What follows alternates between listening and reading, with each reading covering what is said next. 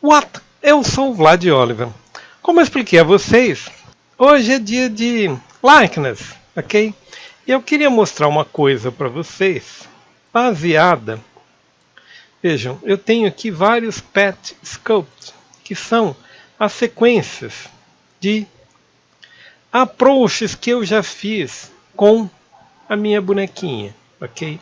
Vejam, vou explicar uma coisa para vocês. Vou dar um F aqui, que eu gostaria que vocês entendessem. A primeira delas é o seguinte: quando a gente salva o projeto, isso eu não sabia, eu descobri aqui, ok?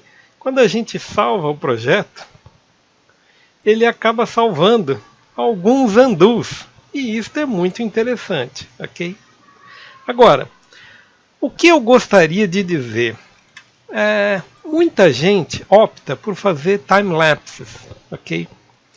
E o time-lapse, veja, vou ligar meu floor aqui. Vocês devem lembrar que eu estou com o meu objeto com algumas referências visuais. Eu expliquei a vocês que esse não é a melhor maneira de a gente fazer essa modelagem, mas eu queria começar para a gente começar por algum lugar, ok? Então vejam o seguinte, eu costumo brincar que o time-lapse foi uma técnica que as pessoas que manjam muito de ZBrush desenvolveram para humilhar as pessoas que não manjam nada, ok? Porque você vem aqui e começa a mostrar, veja, vai fazendo os ajustes, etc, etc, etc, vai enchendo, vai, barará, barará, barará, cava os olhos, ajusta as coisas e pronto. Eu poderia simplesmente chegar e dizer assim, olha, vocês vão seguindo as referências, tal, não sei o que, e tá, uma hora fica bom, pronto. Entendeu? E que porcaria é essa? Ninguém entendeu nada, ninguém aprendeu nada com isso, ok? Este eu acho o grande problema dos time-lapses. O que acontece?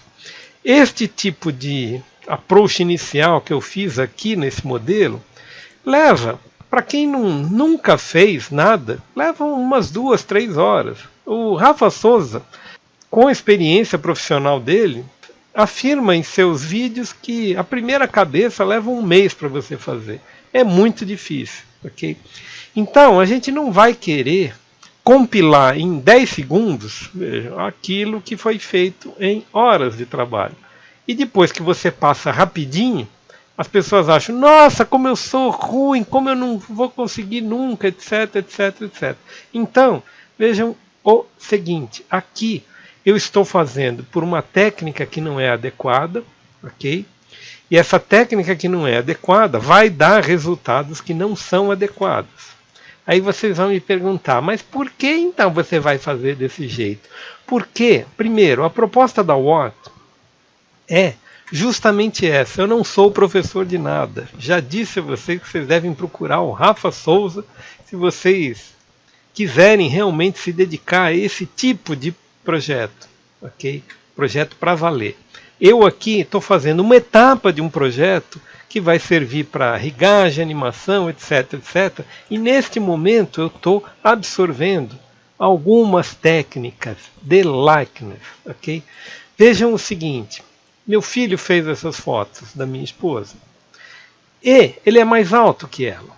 Por ser mais alto que ela, poucos centímetros mais alto, ok?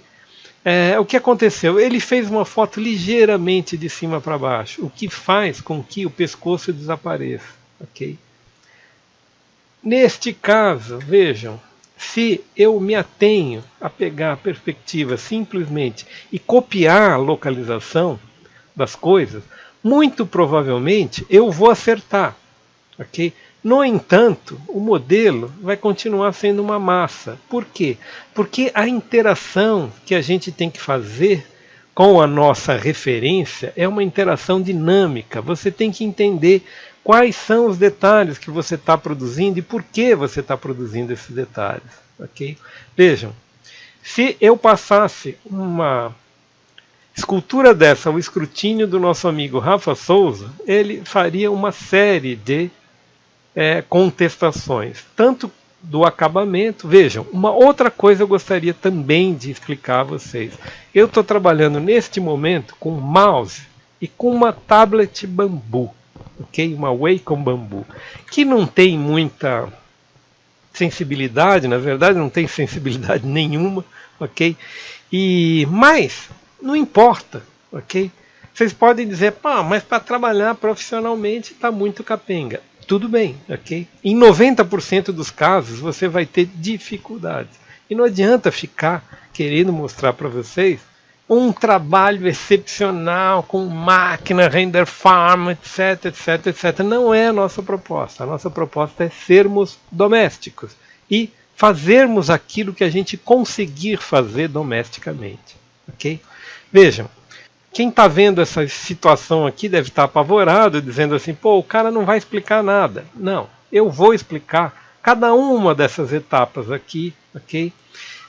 E pretendo abordar alguns dos órgãos que a gente vai trabalhando aqui, por que a gente vai fazendo isso, etc, etc, e mexer um pouco com os écorchés, ou seja, um pouco de anatomia, para a gente explicar o que pretende fazer. Vejam que isso aqui está muito ruim, ok? Ela está parecendo uma pipa, um objeto voador não identificado com essas asinhas aqui, aqueles voadores, ok? Aquelas pessoas que usam aquela roupa de voar. E isto não é muito adequado para você ter um busto ou você ter um likeness, ok? Então nós vamos fazer ajustes, deixar isso aqui mais elegante, etc, etc. Eu vou voltar à origem aqui e vou explicar algumas coisas da massa. Vejam, no Geometry aqui, se eu der um Shift F, vocês vão ver que eu já estou na segunda etapa. O que é a segunda etapa? A segunda etapa é o seguinte, é quando você, uma vez feito o seu Base Mesh, e o Base Mesh tem que ser feito com muito poucos polígonos para você ter uma estrutura leve, para você não ter dificuldades na hora de ajustar a massa do objeto no seu devido lugar. Okay? Não é aconselhável você começar a definir com uma malha tão densa como essa aqui. Não vai funcionar. Okay? Outra coisa existe a possibilidade de, conforme você for ganhando detalhamento, okay? Nós vamos explicar também um processo que é o processo de Z-Remesher, mas se eu aplicar o meu Z-Remesher aqui, aí as pessoas começam a perguntar qual é a diferença entre o Dynamesh e o Z-Remesher. O Dynamesh, ele funciona como eu expliquei, para você ganhar detalhamento na sua escultura. O Z-Remesher funciona quando você já tem a sua escultura detalhada, ok? Então o que você faz? Você acaba baixando o número de polígonos dessa escultura, ok? Mantendo uma cópia com alta resolução. Essa alta resolução vai gerar mapas.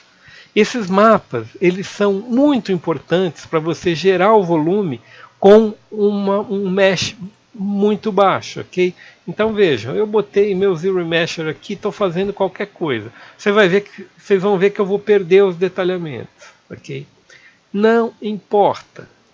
Esses detalhamentos, eu vou voltar a obtê-los através de, vejam, a malha aqui, ela está muito mais leve, muito mais funcional, ok? Mas tudo que eu estou fazendo aqui não é operacional, ok? É só um início para vocês entenderem o workflow, ok? Vejam, eu perdi todos os detalhes, mas eu ganhei leveza. Esta malha é uma malha fácil de você trabalhar com ela fora do ZBrush, ok? E aquele detalhamento perdido, ele vai ter que ser recuperado via mapas de displacement, ok? Mapas que vão recuperar o volume perdido. Por último, eu posso dar um GoZ, que isso é uma coisa muito comum, e a hora que eu der um GoZ, aqui está a minha figura, ok? Display Guru Shade Lines, a minha figura devidamente transferida para o cinema 4D, ok? E isto vai ser uma coisa muito importante para este projeto especificamente. Isso é uma das coisas que eu acho que a grande maioria das pessoas que manja muito de ZBrush acaba sendo deficiente. Ou seja, a pessoa manja muito de ZBrush, mas deixa o modelo como uma escultura e não continua, ok? Não faz a próxima etapa. A próxima etapa aqui seria você utilizar efetivamente num cenário, numa animação, etc, etc, um objeto devidamente modelado e trabalhado no ZBrush, ok? Este é o motivo pela qual nós estamos mostrando os dois softwares simultaneamente. Um vai ajudar o outro. Por enquanto é isso aí. Nos vemos no próximo vídeo.